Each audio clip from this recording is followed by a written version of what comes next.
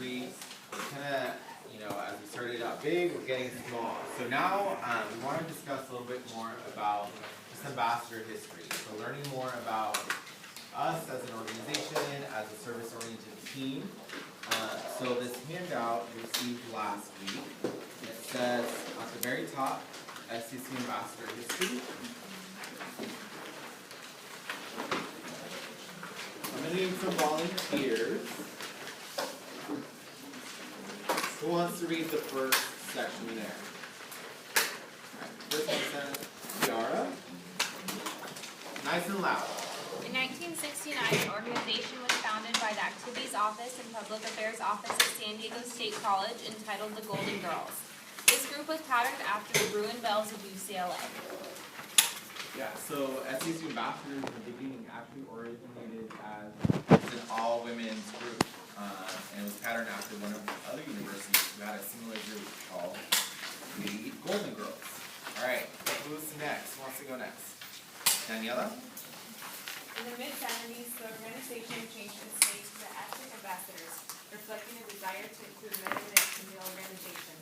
During this period of time, the Public Affairs Office was incorporated into the Division of University Affairs.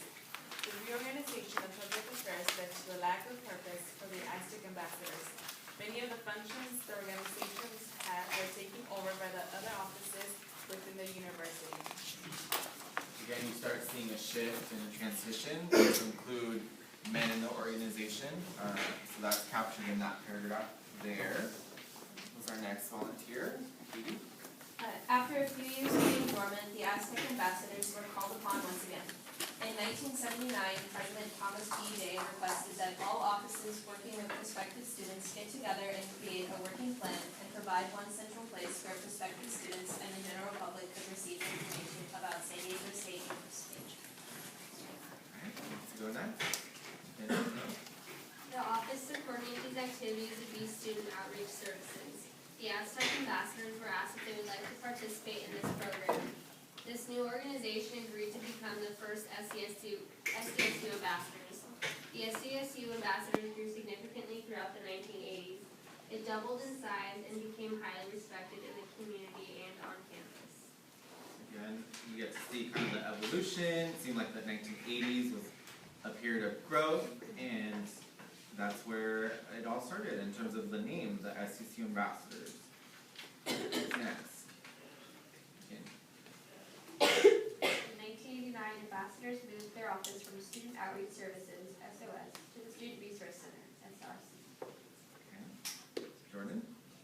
In 1992, the San Diego State Ambassadors merged with the SDSU orientation leaders to become stronger than ever. With this combination, ambassadors moved with the Student Resource Center into Student Services Building, room SSW 1602. In the summer of 2001, the Student Resource Center renamed itself the Office of Student Life and Development. So some of these offices, as you know them, and their names don't match, but, and Michelle was probably around this time here as a student, so she might be able to lend a little bit of insight into this. I would. But now, as you know, it would be Student Life and Leadership. So it did go through some different changes, and obviously the ambassadors then merged with the orientation leaders, and now they're here in the student and parent programs. Alright, who wants to go next? Chantal? In the fall of 2004, New Student and Parent Programs, NSPP, became its own office now located in Student Services West 1602. The ambassadors have worked directly with that office since then. For the first time, the ambassadors and the staff in NSPP were joined together within the same office space. And I can assure you that the office space did not look like this. Back then, it was a very small office. It was actually the corner storage room back in the day around 2006. It might have been different before then, but we're very lucky to have this space for you all as ambassadors, but also for us as a staff in the student parent programs. Michelle? Sorry, I moved back here because it got too hot up there for me.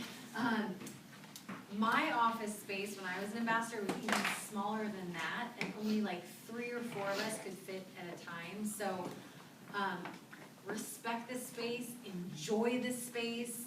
Remember, you're a part of a professional office at all times. I never want anything to happen to that space for us. It's such a gift.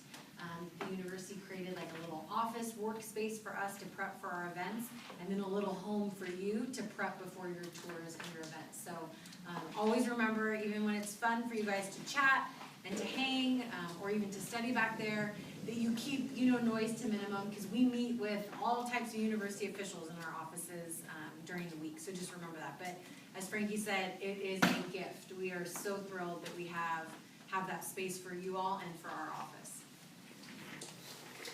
Alright, who wants to go with our next and last? I think the first one I saw, Rachel? Yeah. Currently, the ambassadors are still known as the official student representatives, tour guides, and orientation leaders of San Diego State University, run out of the Office of New Student and Parent Programs. The SDSU Ambassadors is a volunteer service organization focused on giving campus tours to new prospective and admitted students and their families, as well as serving as orientation leaders during new student orientation. They also serve the university and the greater San Diego area by assisting at special events. So that kind of ties it all up, right? And it kind of shows you kind of the end on where we are now as a service-oriented team, official student representatives, orientation leaders, and which one did I miss? And campus tour guides. So that's also important for you all to know and to embody as you all continue your role as an ambassador. So kind of neat, right? To learn the history of where it all originated. So I always enjoy kind of learning about the history. Any questions on this handout? Great. So before we move on to our next session, we wanted to do a timeline activity with you all. So incorporating a little bit of the history, incorporating some of the ambassador history as well. So we're gonna have you all pair up into 2s and 3s. We're gonna need 16 groups. So maybe Natalie, if you can help me determine who the 16 groups are gonna be. And this will really help for you all to everyone listen up. This will really help for you all to learn some of the history as we talked to you last week and this week, but also some of the ambassador history, and also as a tool for studying for next week. Because some of these things might be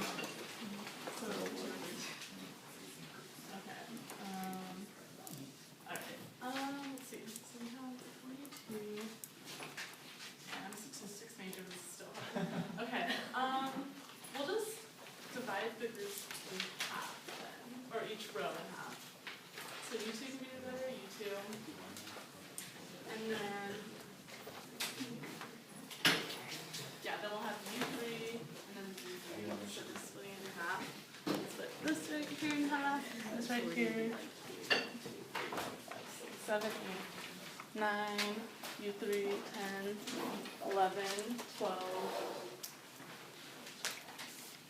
Do 2, 3, and 2, and it'll be 16. So these two, these 3.